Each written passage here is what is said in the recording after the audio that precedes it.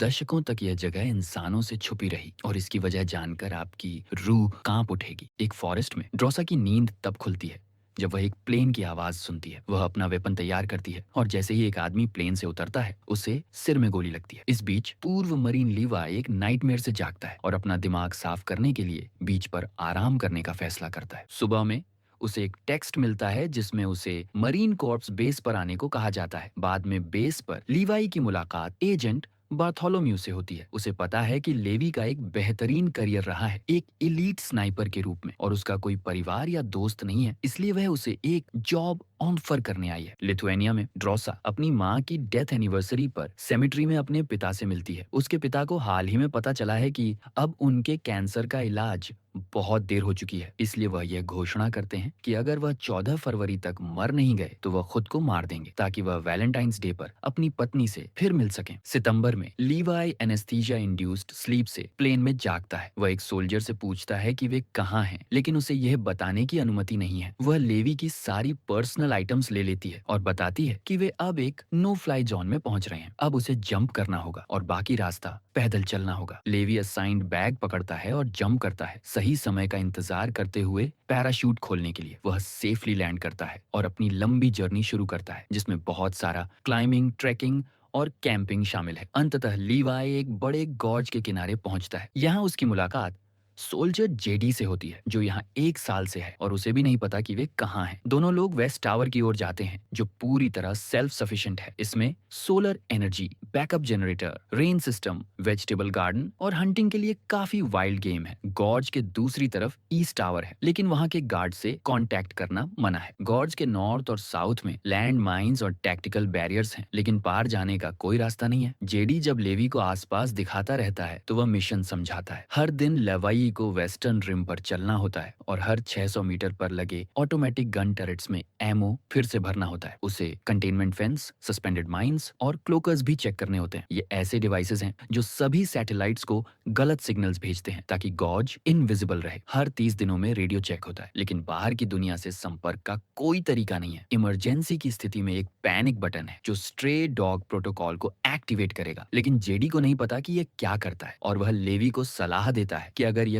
कभी हो तो भाग जाना। जेडी बताता है कि यह जगह कोल्ड वॉर जितनी पुरानी है और तब विभिन्न देशों की मिलिट्री टीमों ने इसे सीक्रेट रखने का पैक्ट किया था ताकि इसके बारे में हेड ऑफ स्टेट और प्रेसिडेंट्स को भी कुछ पता ना हो। लीवाई का मिशन बस ये सुनिश्चित करना है कि गॉज के अंदर की चीजें बाहर ना आए। ये पागलपन जैसा लगता है और जेडी भी पहले ऐसा ही सोचता था जब तक उसने कुछ ऐसा नहीं देखा जिसे गार्ड्स अब हॉल ऑफ मैन कहते हैं, जिनकी चीखें अब भी गॉज में सुनी जा सकती हैं। जेडी बताता है कि 1940 के दशक के आखिर में 3 हॉर्स बैटलियन को गॉर्ज में भेजा गया था उसे साफ करने के लिए, लेकिन कोई भी वापस नहीं आया। इसलिए मिलिट्री ने कंटेनमेंट पर ध्यान केंद्रित कर दिया। इसके बाद जेडी टावर छोड़कर पिकअप पॉइंट की ओर हाइक करता है। एक हेलीकॉप्टर उसे रोप से उठा लेता है और एक सोल्जर उससे उसकी आइडेंटिटी पूछता है। जैसे ही जेडी पासवर्ड बताता है, सोल्जर उसे सिर में गोली मार देता है और उसका बॉडी पहाड़ों में गिरा देता है। 1 महीने बाद लीवाई अपनी बहुत ही बोरिंग रूटीन का आदी हो चुका है। वह हर दिन पेरीमीटर पर चलता है, सिक्योरिटी सिस्टम्स की मेंटेनेंस करता है और रेडियो पर चेक इन करता है। दूसरी ओर से आने वाली वॉइस को बस यह जानना होता है कि सब कुछ ठीक है या नहीं, और वह लीवाई के किसी भी सवाल का जवाब दिए बिना कॉल काट देती है। एक दिन गार्डन में काम करते समय लीवाई को दूसरे टावर में कुछ मूवमेंट दिखती है। वह जल्दी से अपने बाइनोक्यूलर्स उठाता है और देखता है कि ड्रोसा लकड़ी काट रही है। ड्रोसा भी उसे देखती है लेकिन उसे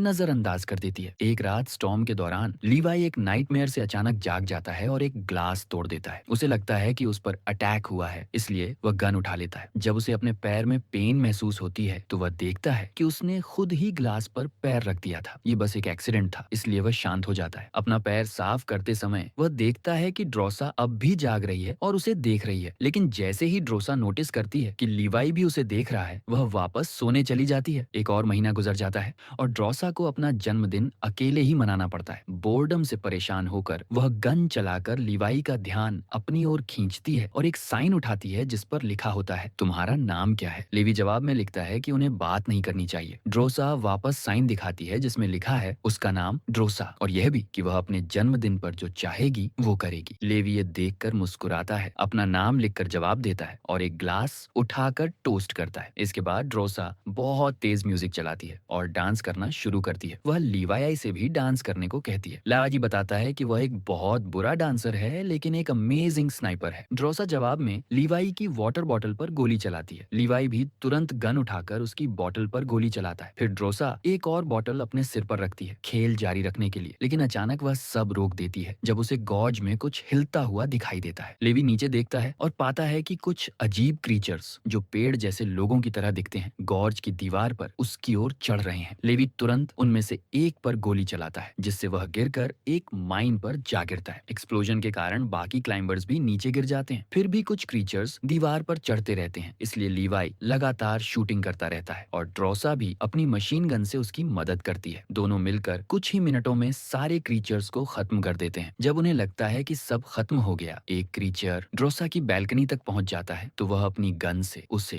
कई बार गोली मारती है और फिर लात मारकर नीचे गिरा देती है। इसके बाद मॉन्स्टर्स उसकी दीवार पर भी चढ़ने लगते हैं, इसलिए दोनों सोल्जर्स को फिर से मिलकर काम करना पड़ता है। एक और क्रीचर एक माइन पर गिरता है जिससे फिर एक्सप्लोजन होता है और एक धातु का टुकड़ा उड़कर ड्रोसा के कंधे में लग जाता है। फिर क्रीचर्स दोनों दीवारों पर एक साथ चढ़ने लगते हैं। लीवाई और ड्रोसा मशीन गन्स का इस्तेमाल करते हैं और माइंस एक्टिवेट करते हैं। इस बार वे सब मॉन्स्टर्स को मार देते हैं जब तक कि कोई भी नहीं बचता। सुबह में ड्रोसा अपने घावों की देखभाल करती है और लीवाई से कहती है कि यह उसका अब तक का सबसे अच्छा जन्मदिन था। लेवी नीचे जाकर सारी डैमेज ठीक करता है और माइंस फिर से रिप्लेस करता है। तभी एक ड्रोन गॉर्ज से उड़कर बाहर निकलता है और उड़ जाता है। इसके बाद से दोनों एक दूसरे के साथ कई चीजें साझा करने लगते हैं, जैसे एक दूसरे के नाम से स्नोमैन बनाना, चेस खेलना और पॉट से बने ड्रम्स बजाना। 14 फरवरी को लीवाई देखता है कि ड्रोसा एक फैमिली पिक्चर के सामने बैठी रो रही है। वह पूछता है कि वह पेट्रोल पर पहले क्यों नहीं गई, तो ड्रोसा बताती है कि उसका दिन बहुत मुश्किल जा रहा है और वह चाहती है कि काश लेवी उसके पास होता। लेवी आर्मरी के सारे टूल्स का इस्तेमाल करके एक खास कॉन्ट्रैप्शन बनाता है और एक रॉकेट गॉर्ज के पार शूट करता है जो एक ट्री में फंस जाता है। इस रॉकेट से फायर भी शुरू हो जाता है, लेकिन ड्रोसा दौड़कर उसे बुझा देती है और देखती है कि रॉकेट से एक रोप बंधी हुई है। वह रोप को ट्री से मजबूती से बांधती है और वापस टावर में भागती है। वहाँ लेवाई उसे डिनर के लिए बुलाते हुए नजर आता है। लीवाई रोप पर फिसलते हुए गॉर्ज पार करने की कोशिश करता है, लेकिन बीच में फंस जाता है। सौभाग्य से उसने ग्लव्स पहने होते हैं, इसलिए वह हाथों से रोप पकड़कर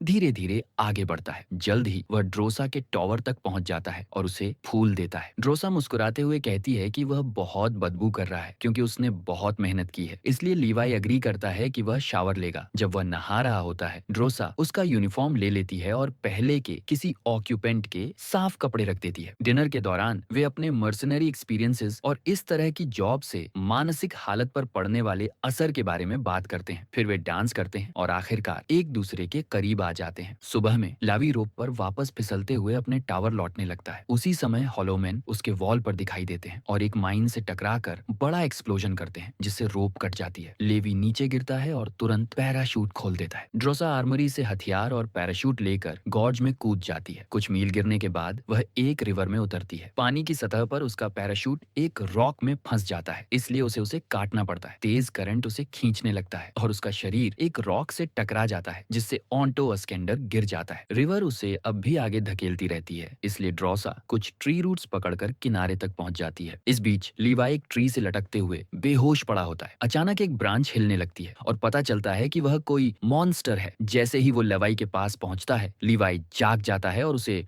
शूट करने लगता है, साथ ही खुद को ट्री की रोप से छुड़ाता है। वह नीचे गिरता है और किसी कीचड़ जैसी चीज पर लैंड करता है, लेकिन वह सब्सटेंस हिलने लगता है। असल में वह एक और मॉन्स्टर का मुंह होता है। वो स्टिकी चीज लीवाई को जकड़ लेती है और धीरे धीरे उसका मुंह बंद होने लगता है। सौभाग्य से ड्रोसा गन शॉट्स की आवाज सुन लेती है और समय पर वहां पहुंचकर क्रीचर पर गोली चलाती है। लीवाई को बचा लेती है। वह नाइफ से लेवी के शरीर से वो चिपचिपा सब्सटेंस हटाती है और दोनों दीवार की तरफ रोप ढूंढने निकल पड़ते हैं। अचानक उन्हें एक अजीब सी आवाज सुनाई देती है और दो हॉलो मैन हॉर्स पर दिखाई देते हैं, जिनके हॉर्स भी पेड़ों जैसे दिखते हैं। ये दोनों लेवी और ड्रोसा पर तलवारों से हमला करते हैं। उनमें से एक घोड़े से कूदकर ड्रोसा पर झपटता है। ड्रोसा नाइफ से उसके गले पर वार करती है, जिससे वो गिर जाता है और फिर उसके चेहरे पर गोली मार देती है। दूसरा राइडर लीवाई की गन को विप से छीन लेता है, तो लीवाई दूसरी गन निकालता है और घोड़े व राइडर दोनों को शूट कर देता है। इसके बाद ड्रोसा अपने बैग को चेक करती है और पता चलता है कि ऑटो असेंडर रिवर में गिर गया था। अब क्योंकि दीवार बहुत ऊंची है, वे वहां फंस गए हैं। वह सोचती है कि उन्हें रिवर को फॉलो करना चाहिए, क्योंकि पानी कहीं ना कहीं तो बहकर निकलता ही होगा। लीवी क्रीचर की लाश को ध्यान से देखता है और उस पर बहुत पुराना मिलिट्री यूनिफॉर्म पाता है। इसका मतलब ये होता है कि हॉलो मैन वहीं खोए हुए हॉर्सबैक बटालियंस हैं, जिनकी कहानी जेडी ने बताई थी। दोनों फॉरेस्ट में आगे बढ़ते हैं और रास्ते में सैकड़ों स्केलेटन्स पाते हैं। आखिरकार उन्हें एक अबैंडन टाउन मिलता है, जहाँ सारे बिल्डिंग्स म्यूटेटेड प्लांट्स से ढके होते हैं। जमीन पर अर्थक्वेक से हुई तबाही के निशान भी हैं। उन्हें स्क्रीचिंग की आवाज सुनाई देती है, जिससे पता चलता है कि और मॉन्स्टर्स आ रहे हैं। तो दोनों एक चर्च में छिप जाते हैं। अंदर उन्हें सीट्स पर स्केलेटन्स मिलते हैं। लीवाई को साइनाइड की गंध आती है, जिससे उसे समझ आता है कि इन लोगों ने शायद खुद को मार लिया, क्योंकि वे इस जगह में और नहीं रह सकते थे। अचानक कोई आवाज आती है और ड्रोसा ऊपर देखती है। वहां एक बहुत बड़ा स्पाइडर होता है जो उस पर झपटता है। वह तुरंत उसे धक्का देकर नीचे गिराती है और देखती है कि एक और स्पाइडर उसकी ओर आ रहा है। वह उसे नाइफ से मार देती है, लेकिन दो और स्पाइडर्स लीवाई पर हमला कर देते हैं। लीवाई उन्हें शूट कर देता है। जल्द ही बहुत सारे स्पाइडर्स चारों ओर से उन्हें घेर लेते हैं। वे दरवाजे की तरफ बढ़ते हैं, लेकिन तभी कुछ होलोमैन चर्च में घुस आते हैं। अब उन्हें स्पाइडर्स और होलोमैन दोनों से एक साथ लड़ना पड़ता है। ड्रोसा एक क्रीचर का सिर बार बार टेबल पर पटकती है और उसे फेंक देती है। फिर स्पाइडर उस पर भी चढ़ने लगते हैं। फिर ड्रोसा एक ग्रेनेड चर्च की पिछली दीवार पर फेंकती है, जिससे एक बड़ा छेद हो जाता है और वे दोनों वहां से भाग निकलते हैं। लीवाई और ड्रोसा फॉरेस्ट में दौड़ते हैं, लेकिन उन्हें अब भी क्रीचर्स की चीखें सुनाई दे रही होती हैं। ज्यादा खुले में होने की वजह से वे दीवार के पास जाने का फैसला करते हैं। वहां उन्हें एक पुराना दरवाजा मिलता है, जिससे वे अंदर जाते हैं और देखते हैं कि प्लांट्स ने इस जगह को भी अपने कब्जे में ले लिया है। अंदर उन्हें पता चलता है कि यह एक मिलिट्री लैब थी। वहाँ स्केलेटन्स पड़े होते हैं और ड्रोसा एक जनरेटर चालू करती है। लीवाई को एक टेप मिलती है, जिसे वे प्रोजेक्टर पर चलाते हैं। फिल्म में एक साइंटिस्ट बोलता है कि यह साल 1946 है और यह कम्युनिटी कई देशों के सीक्रेट कोalition का हिस्सा थी। द्वितीय विश्व युद्ध के आखिरी वर्षों में उन्होंने बायोकेमिकल मिसाइल्स पर काम किया था, लेकिन इस फिल्म की रिकॉर्डिंग से 6 दिन पहले एक अर्थक्वेक आया, जिसने केमिकल लीक कर दिया। साइंटिस्ट्स उस टॉक्सिन को रोकने के लिए दिन रात काम करते रहे, लेकिन वह टॉक्सिन लोकल फ्लोरा और फेना के डीएनए में मिल गया और उन्हें म्यूटेट कर दिया। उस टॉक्सिन के कुछ घंटे तक एक्सपोजर से कुछ नहीं होता, लेकिन साइंटिस्ट जितना ज्यादा वहां काम करते गए, उतना ही वह टॉक्सिन उन्हें भी प्रभावित करने लगा। यह साबित करने के लिए एक औरत अपने पेट पर उगती ब्रांचेस दिखाती है। सौभाग्य से, क्योंकि यह बेस गॉज के अंदर था, टॉक्सिन बाकी मानवता तक नहीं पहुंच पाया। एक और रूम में लीवाई और ड्रोसा को 2000 का एक कंप्यूटर मिलता है, जिससे पता चलता है कि इनिशियल इंसिडेंट के बाद भी लोग यहाँ एक्सपेरिमेंट जारी रखते रहे। लेवी कंप्यूटर चालू करता है और पता चलता है कि यह जगह डार्क लेक नाम की प्राइवेट पैरामिलिट्री कॉर्पोरेशन की है। वह ड्रोन जो उन्होंने कुछ दिन पहले देखा था, डार्क लेक के एक्सपेरिमेंट्स के लिए सैंपल्स इकट्ठा कर रहा था। वे सुपर सोल्जर्स बनाने की कोशिश कर रहे थे। टावर्स और हायर्ड गार्ड्स इस सीक्रेट को छुपाने में मदद करते हैं। कंप्यूटर में लीवाई को स्ट्रे डॉग प्रोटोकॉल की जानकारी भी मिलती है, जो दरअसल एक न्यूक्लियर बॉम्ब है जो किसी लीक के होने पर पूरे एरिया को नष्ट कर देगा। जैसे ही लीवाई और ड्रोसा वहां से बाहर निकलने लगे, वे दरवाजा खोलते हैं और एक स्मोक ग्रेनेड बाहर फेंकते हैं ताकि अपनी मौजूदगी छुपा सकें। लेकिन अचानक एक हॉलो मैन अपनी विप से ड्रोसा के पैर को पकड़ लेता है और उसे खींचकर दूर ले जाता है। राइडर उसे जंगल में घसीटते हुए ले जाता है। ड्रोसा विप को नाइफ से काटने की कोशिश करती है, लेकिन उसका शरीर एक ट्री से टकरा जाता है और उसका नाइफ गिर जाता है। वह गोली चलाने की कोशिश करती है, लेकिन रॉक्स और लॉग्स से टकराने के कारण वह ठीक से एम नहीं कर पाती। लीवाई उसके निशान फॉलो करते हुए एक फैसिलिटी तक पहुंचता है, जहां न्यूक्लियर बॉम्ब रखा होता है। अंदर हॉलो मैन ने ड्रोसा को छत से लटका दिया है और उसके पेट में फंसी ब्रांच को घुमाकर उसे टॉर्चर कर रहा होता है। ड्रोसा उसे जोर से किक करती है और रोप से खुद को आजाद कर लेती है। फिर वह एक मेटल का टुकड़ा उठा उठाकर हथियार बना लेती है। लेकिन हॉलो मैन बहुत ताकतवर होता है। उसके सीने में फंसा स्नेक भी ड्रोसा पर हमला करने की कोशिश करता है। फिर भी ड्रोसा हार नहीं मानती और स्नेक को डिकेपिटेट कर देती है। फिर मेटल का टुकड़ा हॉलो मैन की ओर फेंकती है। एक बॉनफायर से टॉर्च बनाकर अपने दुश्मन को जला देती है। जैसे ही हॉलो मैन दर्द से चिल्लाता है, लीवाई वहां पहुंच जाता है और उसे शूट करके खत्म कर देता है। दोनों सोल्जर्स एक दूसरे को गले लगाते हैं। लीवाई उसके यूनिफॉर्म को देखता है और उस पर लिखा नाम पहचान लेता है। यह वही पहला गार्ड था जो कभी उसके टावर पर काम करता था। क्रीचर की तलवार उठाकर दोनों बाहर निकलने लगते हैं और उस जगह पहुंचते हैं जहां केमिकल लीक हुआ था। वहां चारों ओर म्यूटेटेड क्रीचर्स जमे होते हैं जो टॉक्सिन की गू में फंसे हुए होते हैं। लीवाई और ड्रोसा एक ब्रिज पार करने लगते हैं, लेकिन वह गू डरावनी तरह से हिलती है, जैसे उसमें जिंदा चेहरे सांस ले रहे हों। ड्रोसा का पैर एक रूट पर पड़ता है और जब वह स्टिकी सब्सटेंस को खींचती है तो बॉडीज नीचे से उठकर उसे पकड़ने की कोशिश करती हैं। लीवाई जल्दी से तलवार से रूट्स काटकर उसे बचा लेता है। अब बड़े बड़े क्रीचर्स जागने लगते हैं और जोर से गर्जना करते हैं। लीवाई रास्ता साफ करने के लिए तलवार चलाता है, लेकिन तभी एक गू विप उसके पैर को पकड़ लेती है और उसे गिरा देती है। ड्रोसा एक ग्रेनेड पीछे फेंकती है जिससे बड़ा एक्सप्लोजन होता है। आग फैल जाती है और गू स्ट्रक्चर जलने लगता है, जबकि दोनों दौड़कर सीढ़ियों तक पहुंचते हैं और बाहर निकल आते हैं। इसके बाद वे टाउन में पहुंचते हैं और एक गैराज में मिलिट्री जीप्स पाते हैं। वे एक जीप का इंजन ठीक करते हैं और उसमें बैठकर कई घंटे तक ड्राइव करते हैं जब तक कि उन्हें टूटी हुई रोप नहीं मिल जाती। लेवी रोप को जीप से बांध देता है, जबकि ड्रोसा उन हॉलो मैन पर गोली चलाती है जो पास आने की कोशिश कर रहे होते हैं। जब उसकी बुलेट्स खत्म हो जाती हैं तो वे दोनों पोजीशंस बदलते हैं। जीप तैयार होने के बाद वे दीवार चढ़ना शुरू करते हैं। सब कुछ ठीक चलता है, लेकिन जल्द ही हॉलो मैन दीवार पर चढ़कर उनके पीछे आने लगते हैं। वे एक को लात मारकर नीचे गिरा देते हैं। फिर लीवाई तलवार से बाकियों को मारता है। ड्रोसा टूल बॉक्स में रखी एक्स निकालती है और क्रीचर्स पर हमला करती है। वह जीप के गैस टैंक को चाकू से छेदता है, फिर फ्लेयर जलाकर क्रीचर्स की तरफ फेंक देता है। फ्लेयर प्रोपेन से मिलकर बड़ा एक्सप्लोजन करता है। सारे हॉलो मैन जलकर राख हो जाते हैं, लेकिन जीप भी फट जाती है। लेवाई दीवार से टकराकर अपनी लेग तोड़ बैठता है, इसलिए ड्रोसा उसे ऊपर चढ़ने में मदद करती है। अब वे दीवार के काफी पास हैं, इसलिए वे रोप काट देते हैं ताकि जीप नीचे गिरकर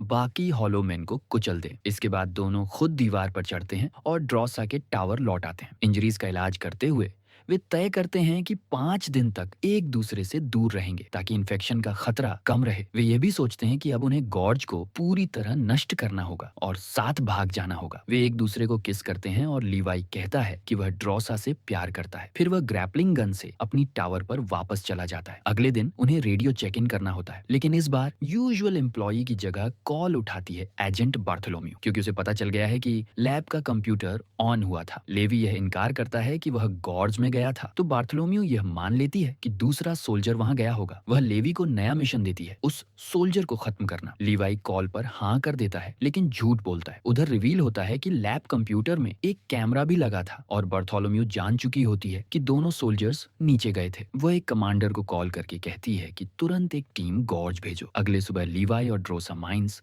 सेट कर रहे होते हैं। ड्रोसा लीवाई को आई लव यू लिख कर दिखाती है। तभी वे हेलीकॉप्टर को आते हुए देखते हैं तो तुरंत फॉरेस्ट में भागने लगते हैं। सोल्जर्स टावर्स को खाली पाकर ड्रोन्स छोड़ देते हैं। अब एक तेज चेस शुरू होती है। ड्रोन्स गोलीबारी करते हैं तो लीवाई और ड्रोसा भी जवाब में फायर करते हैं और एक एक करके सभी ड्रोन्स को गिरा देते हैं, लेकिन उन्हें चोटें भी लगती। एक ऊंचे स्पॉट पर पहुंचकर वे स्नाइपर पोजीशंस लेते हैं और क्लोकर्स पर गोली चलाते। पहले से लगाए गए माइंस की वजह से चेन रिएक्शन शुरू होता है, जिससे सारे क्लॉकर नष्ट हो जाते हैं। अब गॉर्ज एक्सपोज हो चुका है और स्ट्रे डॉग प्रोटोकॉल एक्टिवेट हो जाता है। बार्थोलोम्यू और उसकी टीम हेलीकॉप्टर में भागने की कोशिश करती है, जबकि लीवी और ड्रोसा जितना तेज दौड़ सकते हैं दौड़ते हैं। न्यूक्लियर बॉम्ब एक्सप्लोड होता है और इतनी बड़ी एक्सप्लोजन होती है कि हेलीकॉप्टर क्रैश होकर गिर जाता और अंदर बैठे सब मारे जाते। लेवी ब्लास्ट की लहर से क्लिफ से नीचे नदी में गिर जाता। ड्रोसा किसी तरह बच निकलती है और एक कैब में छिपकर लेवी का इंतजार करती है। 1 महीने तक कोई खबर नहीं मिलने पर ड्रोसा अकेले निकलने का फैसला करती है। कुछ समय बाद फ्रांस में ड्रोसा एक वेट्रेस की नौकरी कर रही हो। एक दिन वह शॉक में आ जाती है जब वह लेवी को एक टेबल पर बैठा देखती है। लेवी समझाता है कि उसे अपनी चोटों से ठीक होने में बहुत समय लगा। फिर दोनों एक दूसरे से मिलते और किस करते। आखिरकार वे फिर से एक दूसरे के पास लौट आते।